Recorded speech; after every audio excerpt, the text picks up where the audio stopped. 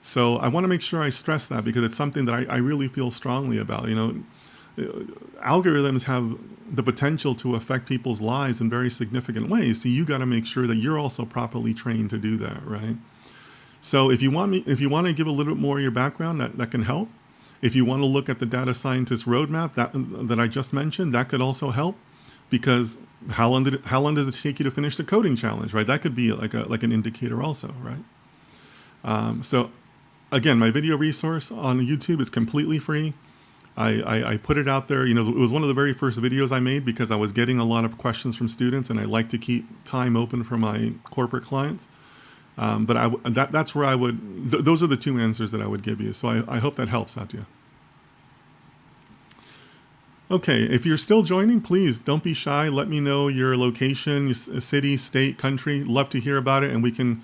I'll get to you as soon as I keep on scrolling. But for the short term, we're going to keep on going with some of the questions that are up here in the chat. So I want to make sure I get to as many questions as possible.